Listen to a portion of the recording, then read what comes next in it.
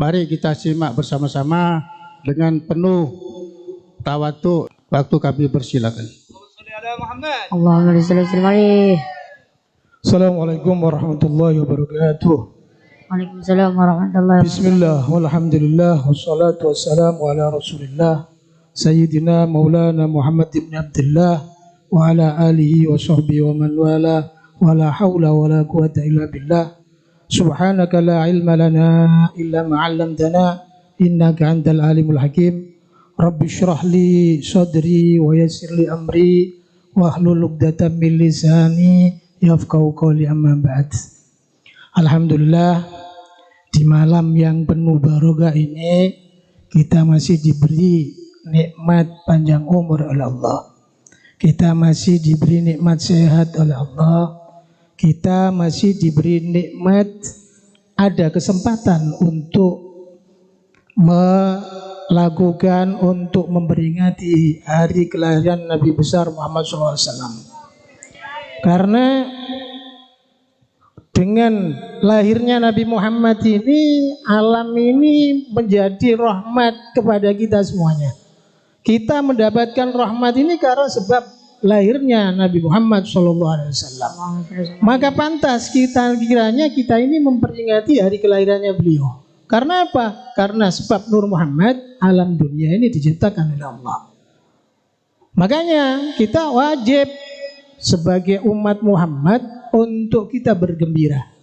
Allah berfirman dalam Al-Quran, "Qul bifadlillahi wa rahmatihi fabidzalika falyafrahu."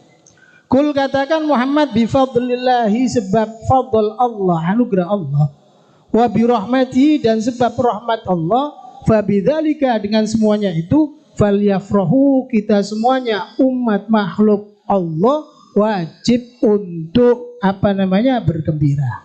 Terutama di malam ini. Karena apa? Di malam ini telah lahir manusia termulia di dunia, manusia yang paling diagungkan oleh Allah. Maka wajib kita untuk memperingati Maulidin Nabi Shallallahu Alaihi Wasallam. Bahkan Imam Syafi'i berkata, "Man jama'a lil Maulidin Nabi Shallallahu Alaihi Wasallam ikhwanan." Barang siapa yang mengumpulkan di hari kelahiran Nabi Shallallahu Alaihi Wasallam, mengumpulkan ikhwanan, saudara-saudaranya, tetangganya, sanak familinya. Selain itu juga wajah ma'ata'aman, dan dia menyediakan hidangan masakan,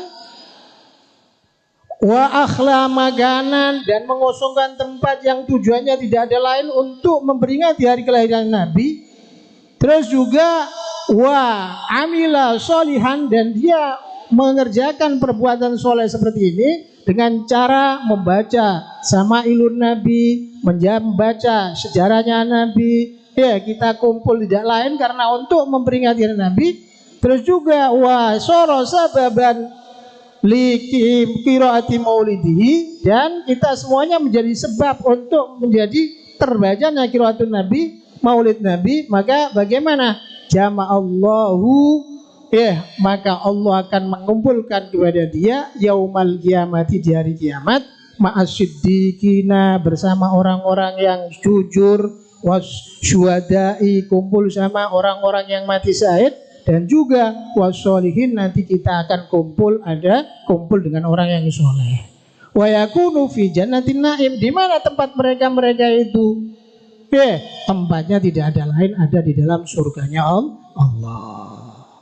Makanya dalam setiap tahun kita memperingati hari kelahiran Nabi, apa yang akan kita peroleh? Ada, kita ini setiap tahun mengadakan maulid. Bahkan katanya sama siapa namanya? Kata daripada Syekh Abdurrahman Ad-Dibai, beliau mengatakan, "Lau amilna kulla hinin li Ahmad maulidan qad kana wajib." Kok seandainya setiap waktu kita melakukan maulid, mengadakan maulid, ini hukumnya wajib. Karena apa? Karena dari besarnya Nabi besar Muhammad Shallallahu Alaihi Wasallam. Makanya kita harus berbahagia, bergembira. Terus apa yang akan kita dapati di dalam maulid ini setiap tahun ini? Tidak ada lain kecuali kita itu, anjuran kita itu adalah biar ittiba kepada Nabi Shallallahu Alaihi Wasallam. Allah berfirman, Qul in kuntum tuhibbunallaha fattabi'uni yuhibbukumullahu wa yaghfir lakum dzunubakum. Qul in kuntum, katakan Muhammad, in kuntum, jika ada kalian itu tuhibbunallaha, ya, mengaku cinta kepada Allah, maka bagaimana anjurannya, jalannya, bagaimana caranya adalah fattabi'uni, maka harus mengikuti kepada Nabi besar Muhammad sallallahu alaihi wasallam. Kalau sudah mengikuti kepada Nabi Muhammad, maka bagaimana? Ya, yuhibbukumullahu, maka Allah akan cinta kepada Allah. Dan orang yang manusia dicintai oleh Allah, tidak ada lain, tempatnya ada dalam surganya Allah. Selain itu juga, selain dicintai oleh Allah, wa yaghfir lakum dzunubakum, maka Allah akan mengampuni terhadap dosa-dosa kalian. Ya, ittiba kepada Nabi ini penting sekali di dalam kehidupan kita. Kita harus mengikuti terhadap ajarannya Nabi. Ya, kita harus ikut terhadap apa bima jabin Nabi sallallahu alaihi wasallam, apa yang diajarkan Nabi harus kita mengikuti. Nabi mengajarkan sholat, maka kita wajib untuk melakukan sholat. Ya, kita diajari untuk apa, Allah Nabi mengajari mentasyir kepada kita untuk berzakat, wajib kita melakukan zakat. Semuanya harus kita lakukan, terutama perbuatan-perbuatan yang yang biasa terjadi di dalam diri kita ini. Kita ini selama 24 jam itu tidak tidak terlepas daripada sunnah-sunnah Nabi. Mau tidur, kita dianjurkan, diajari oleh Nabi untuk membaca doanya tidur. Bangun tidur, kita juga diajarkan membaca doanya bangun tidur. Sampai 24 jam ini kita ada amal-amal yang telah diajarkan oleh Nabi. Maka bagaimana kita selaku umatnya harus mengikuti. Terutama makan, sebelum makan baca bismillah, setelah makan alhamdulillah, makannya harus pakai tangan kanan. Ini adalah termasuk ajaran daripada Nabi besar Muhammad SAW. Kok ada umat Muhammad, umatnya Nabi, makannya kalau makan kebanyakan sih makannya pakai tangan kanan. Tapi biasanya kalau makan makanan ringan atau minum, biasanya kita ini lupa masih untuk menggunakan tangan kanan. Kebanyakan kita ada juga yang menggunakan tangan kiri, padahal ini larangan. Rasulullah SAW bersabda, la ta'kul wa la tashrab bishimalik, katanya Nabi. Jangan sekali-kali kamu itu makan atau minum dengan memakai tangan kiri. Tidak ada. Ini kalau secara fikih hukumnya makruh. Tapi kalau istiza haram hukumnya nanti. Karena apa kita kok dilarang untuk makan minum pakai tangan kiri? Fa inna syaitana ya'kulu wa yashrabu bishimalih. Karena setan itu kalau makan atau minum bukan pakai tangan kanan, tapi memakai tangan kiri. Masa kita harus mengikuti pada mereka? Tidak layak. Setan itu adalah aduwwum mubin, musuh yang paling jelas kepada kita adalah setan. Karena apa? Mereka menginginkan kita umat Muhammad ini bukan ada di dalam surga, tapi mereka menginginkan, pinginan mereka para setan itu kita menjadi penghuni neraka. Naudzubillah min dzalik. Dan selanjutnya di bulan yang seperti ini, di bulan Rabiul Awal ini kita semestinya kita sebagai umat Muhammad harus memperbanyak sholawat kepada Nabi Shallallahu Alaihi Wasallam. Penting ini. Soalnya Rasulullah bersabda, man shalla alayya sholatan wahidatan sallallahu alaihi asyra sholawatin. Barang siapa yang membaca satu sholawat saja, Allahumma sholli ala Muhammad, begitu dok, maka bagaimana balasannya? Sallallahu alaihi asyru sholawatin, maka Allah akan membalas kepada orang yang bersalawat tersebut dengan 10 rahmat. Akan dibawa seluruh rahmat. Rahmat kita pun butuh sekali sama rahmat ini. Karena apa? Karena satu rahmat saja, kita dikasih Allah menurunkan satu rahmat saja, ini bisa manusia bisa tarohamu, mereka bisa saling kasih sayang, antara anak sama orang tua sama anak, hewan-hewan, ya semuanya ini barokat satu rahmat. Ini mereka kasih sayang kepada anaknya dan pada keluarganya. Bagaimana kalau dengan banyak rahmat? Selain itu juga wa khuttat anhu asyru khati'at. Orang yang baca sholawat satu kali, maka ini dosa-dosanya akan dihapus oleh Allah. Ya, tidak banyak-banyak. Allahumma sholli Muhammad, tapi sudah mendapatkan satu, mendapatkan rahmat 10 rahmat. Yang kedua adalah dosa-dosanya, kesalahannya dihapus oleh Allah. Yang ketiga adalah warufiat anhu asyru darajat. Orang yang baca sholawat 1 kali itu dia akan diangkat 10 derajatnya. Ya, makanya jangan malas-malas untuk baca sholawat mumpung ada di bulan Rabiul Awal. Selain itu juga orang yang banyak baca sholawat ini adalah termasuk orang itu nanti termasuk orang yang paling utama nanti di hari kiamat. Rasulullah SAW bersabda, Inna awlan nasi biyaumal kiamati aktsaruhum sholatan alayya. Ya, sesungguhnya paling utamanya manusia nanti di hari kiamat ini adalah orang yang berbanyak membaca sholawat kepada Nabi. Kedudukannya tinggi sekali di dunia. Ya, satu sholawat akan mendapatkan rahmat. Ya, kesalahannya diampuni, diangkat derajatnya. Nanti di akhirat menjadi manusia yang paling utama di sisi Nabi. Ya, bahkan Imam Sufyan Ats-Tsauri beliau berkata, Imam Sufyan Ats-Tsauri ini kalau di dalam kitab Ihya termasuk madhab itu bukan 4, ada 5.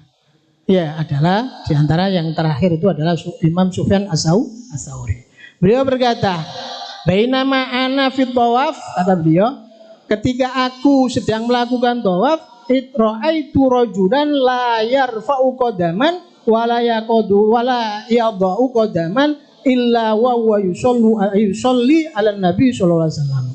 Waktu aku sedang melakukan tawaf, ternyata aku melihat seorang pemuda, dia tidak mengangkat satu kakinya, tidak melangkahkan satu kaki dan tidak menaruh kaki yang lain kecuali dia ini membaca sholawat kepada Nabi Shallallahu Alaihi Wasallam. Padahal tawaf ini anjuran Nabi bukan cuma sholawat yang dibaca, banyak yang harus dibaca. Wirid-wirid di dalam tawaf, pekerjaan tawaf itu banyak. Ya, tapi dia setiap langkahnya sholawat sampai ini Imam Sufyan Ats-Tsauri heran sama orang ini. Akhirnya berkata, ya hadza, pemuda, qad tarakta tasbih wa tahlil. Kau ini kenapa kok meninggalkan enggak mau tawaf, enggak mau tahlil, enggak mau tasbih, tapi waqt akbal tabi sholati ala Nabi sallallahu alaihi wasallam. Tapi yang kau kerjakan tak lihat dari tadi, ente kok baca sholawat terus. Apa? Fal indaka fi hadza syai'un, apakah ada sesuatu yang terjadi pada dirimu sehingga kau baca sholawat terus waktu tawafmu? Akhirnya si pemuda berkata, "Bagalah man anta afakallah." Anda ini siapa? Kok ngurusi urusan anak? Anda ini siapa? Kok sampai meneliti perbuatannya anak? Kenapa? Anda ini siapa? Akhirnya Imam Sufyan Ats-Tsauri mengatakan, "Balqultu ana Sufyan Ats-Tsauri." Aku adalah Sufyan Ats-Tsauri. Langsung kaget ini pemuda. Imam Sufyan Ats-Tsauri ini terkenal ulama dunia. Ya, akhirnya dia berkata, "Bagalah laula annaka gharibun fi ahli zamanik." Kok seandainya Anda ini bukan orang yang terkenal, bukan orang yang alim, bukan orang yang pinter, bukan orang yang ahli ibadah, ma akhbartuka an hali. Niscaya aku tidak akan menceritakan keadaanku pada Anda. Walat tolak juga ala sirri, dan juga aku tidak akan menceritakan terhadap rahasiaku ini. Kenapa aku kok setiap langkah baca sholawat di waktu tawaf? Kenapa? Karena ada sesuatu. Karena Anda ini orang besar, maka tak aku ceritakan. Akhirnya si pemuda ini bercerita, waqad kharajtu ana wa walidi hajaini ila baitillahil haram. Gini, Imam, saya ini keluar dari rumah saya bersama ayah saya untuk melakukan haji di Baitul Haram. Sudah persiapan ya. Saya ini dengan ingin membahagiakan orang tua saya, tak ajak haji. Hatta idza kana fi ba'dil manazil ya, sampai dalam perjalanan masuk ke dalam satu daerah, maridu walidi. Ternyata ayahku sakit. Tidak sampai ke Mekah, dalam perjalanan, tengah-tengah perjalanan ayahnya sakit. Karena sakit akhirnya bakum tu uali jauh. Akhirnya aku merawat beliau, ya tak obati, tak semuanya, tak kerahkan semuanya kemampuanku agar supaya ini ayahku bisa sembuh. Ternyata ya bainama ana indaroksi, ketika aku berada di kepalanya, ya itqot mata abi waswadda wajh. Ternyata setelah itu kok aku ada di pinggir kepalanya, ternyata ayahku meninggal dunia. Bukan yang meninggal dunianya yang aku, karena bukan meninggal dunianya yang aku sesali. Karena apa? Tujuannya niatnya baik untuk berhaji, tapi yang aku sesali kenapa? Matinya ayahku yang wajahnya hitam banget. Hitam. Ya, sampai aku tidak bisa mengenali wajahnya. Akhirnya fakultu inna lillahi wa inna ilaihi rajiun, mata abi waswadda wajhu.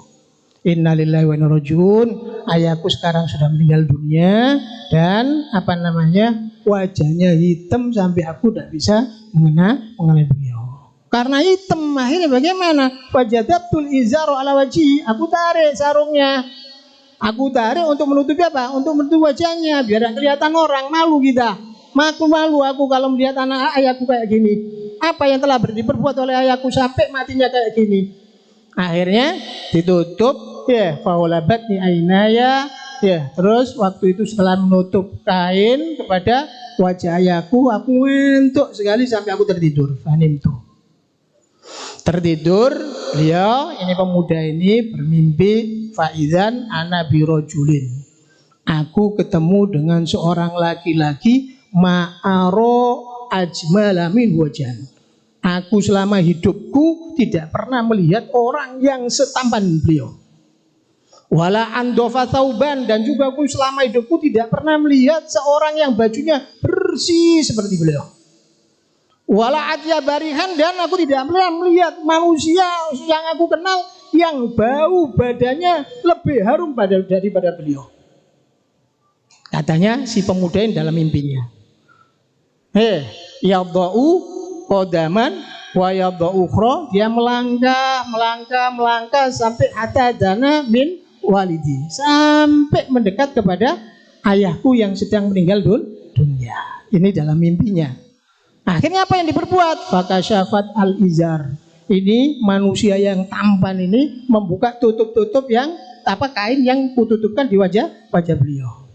Terus famarrat biyadihi ala wajhi. Ini wajahnya ayahku setelah dibuka terus diusap ini wajah. Yang hitam itu diusap oleh orang tersebut.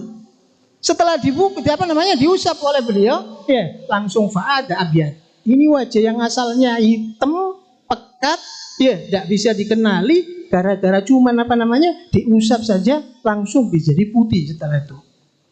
Akhirnya orang setelah mengusap, ya, fatawalla rojian, mau keluar nih, mau kembali dia.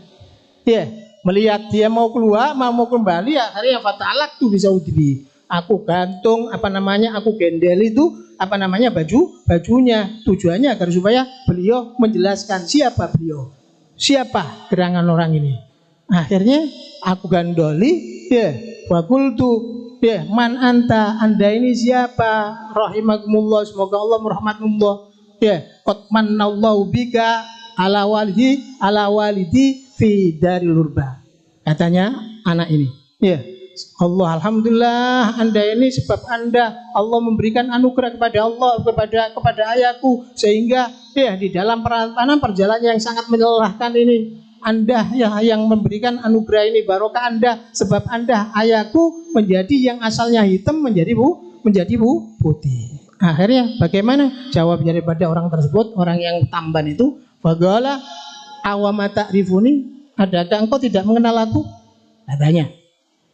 Kenapa? Masa kamu tidak kenal aku? Tidak kenal, karena tidak tahu. Akhirnya bagaimana? Akhirnya menjawab, ana Muhammad bin Abdullah sahibul Quran. Allahumma sholli ala Muhammad. Aku adalah nabimu, Nabi Muhammad. Katanya orang ini. Akhirnya setelah begitu, wah, ama inna walidak, ini ayahmu kenapa kok matinya kayak gitu? Karena musrifan ala nafsi. Ayahmu itu waktu hidup sodok mokong, disuruh sembayangi telat-telat, disuruh ibadah males, tapi mempunyai keistimewaan. Wa kana yuksiru sholata alayya. Tapi sekalipun males untuk ibadah, tapi dia setiap harinya, setiap waktunya mulutnya berucap selalu baca sallallahu alaihi Muhammad, sallallahu alaihi Muhammad, sallallahu alaihi Muhammad. Sekalipun nakal, tapi dia memperbanyak baca sholawat kepada Nabi. Allahumma sholli ala Muhammad. Nah, akhirnya waktu bainama nazala bima nazal istawasabi. Waktu mau meninggal dunia, dia meminta pertolongan kepada aku. Minta pertolongan kepada aku. Akhirnya bagaimana? Wana ya cuman aksarus sholat teman aksarus sholat alayya. Dan aku ini adalah manusia yang akan memberikan pertolongan kepada orang yang memperbanyak membaca sholawat kepada diriku, katanya Nabi Shallallahu Alaihi Wasallam. Setelah begitu langsung fantabahtu, si anak ini langsung kaget bangun daripada tidurnya, dilihat ayahnya langsung yang tadi itu wajahnya hitam beket, bukan pekat lagi, tapi menjadi putih terang benderang, bahkan lebih terang daripada rembulan. Ini barokah apa? Barokah diusap oleh Nabi. Karena apa kok diusap oleh Nabi? Karena banyak membacakan sholawat kepada Nabi. Dan penting untuk kita, di bulan Rabiul Awal ini kita jangan malas-malas untuk baca sholawat kepada Nabi.